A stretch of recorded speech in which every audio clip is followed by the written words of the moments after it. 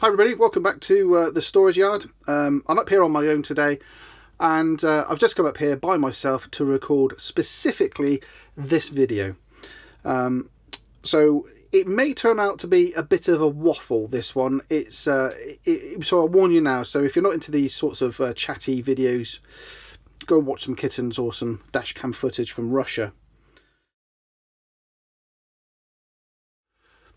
I want to start by saying a huge thank you and offering a massive welcome to all you guys, the latest subscribers to our channel.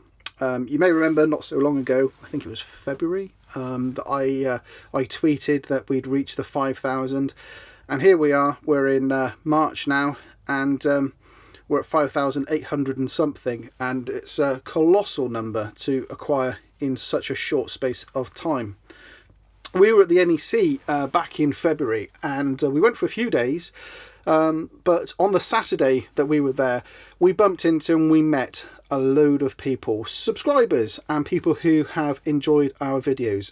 And I would just like to say a huge hello to everybody that came over and said hello to us, and we had some great chats. I had a couple of photographs taken, and I hope I offered some advice to some of you guys who were asking me some special questions. I will tell you this though, there's a funny story that Angela was walking up the stairs with one of her friends, and she was walking up the stairs, and there was somebody who was walking down the stairs, and they shouted out across the stairs, "And there's his wife!" Which freaked Angela out a little bit, but she found it quite funny. And he came over to me later on in the day and he said hello, and we had a really great chat.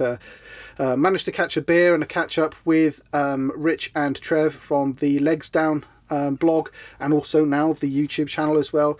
Managed to catch up with those guys and a couple of other vloggers as well, which are just starting off, Andy and Rob. It was great to see them, and make way with the Morleys as well. They came over and said hello to us whilst we were watching the dog agility. So, you know, it was lovely to meet up with some new faces, and I really hope to see those guys again soon. We get lots of comments and lots of notices and stories of how people are starting out, you know, stories about why they caravan, you know, and there's some beautiful stories. And there was a thread on Facebook last week, which one guy just asked who watches the Trudgeons on YouTube, and everybody was very complimentary, and everybody was really kind about what they say about us, and that meant a lot actually. But one chap did notice. He said yes, he's watched a few of our videos, but he finds them quite long, and well, the irony is that this one might actually be quite long. And there was something I wanted to address actually. It's something that I've been wanting to address for some time, that I want to create videos which are factually correct, informative, maybe some little innuendos. See, I slipped that one in there. Oh, and that one. Oh, that was hard. Oh dear. So I mean, you know, some humour in there as well, but factually correct, but really quick. So I've come up with a list of videos which I'm going to record, and I'm going to do them in bulk, and I've got about 20 so far, and I'm going to call these quick tips. And I've created some branding for them so they'll look visually different. They'll be straight in, the points, the facts, straight out again, so they're going to be really quick. It was something that I've been working on for some time, but I've got these videos already, and I'm going to record them in bulk, and they're not going to be part of the weekly upload. They're going to be uploaded you know, whenever they're ready, to be honest with you.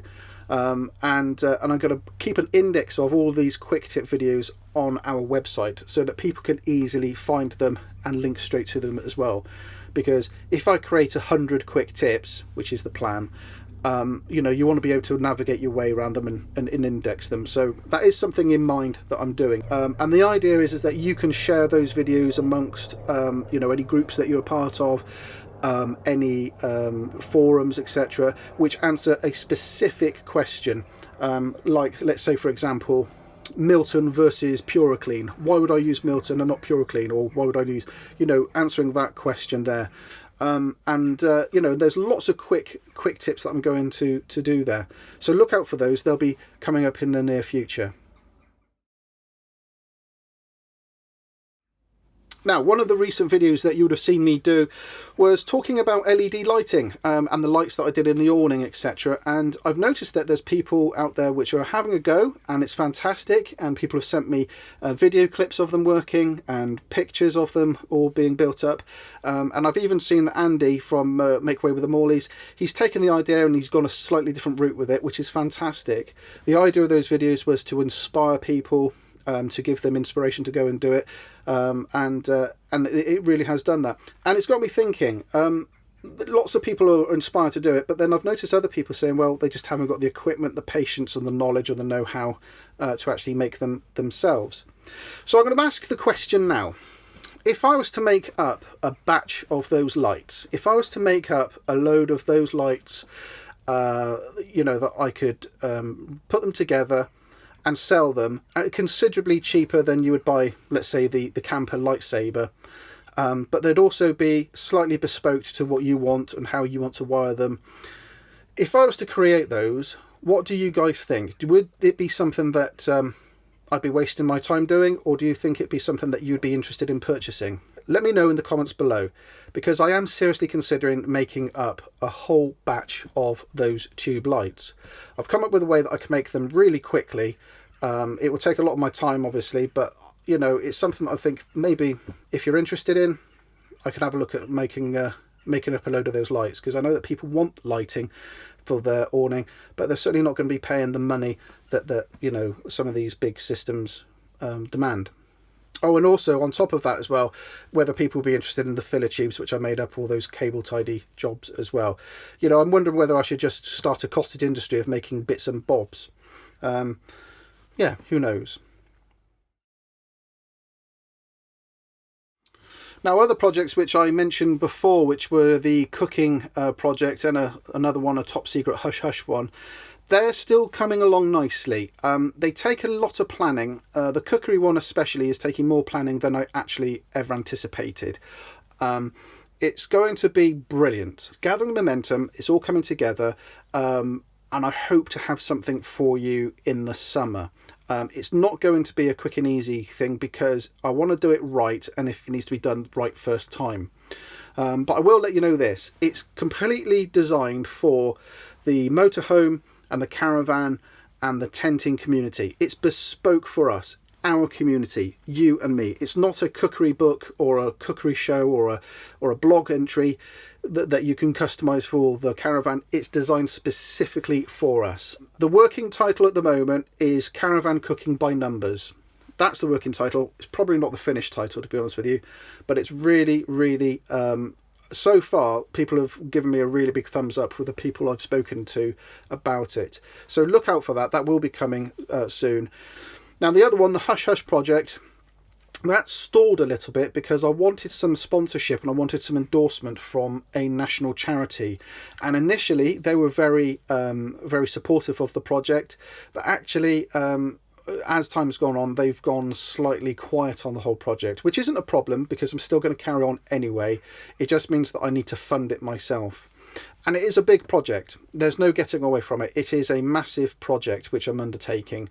And it will be great. The people that I've spoken to, they're blown away with it, and I think it will be great for the leisure industry. I think it'll be very good for this particular charity, and it will just be, it'll be a wholesome set of videos.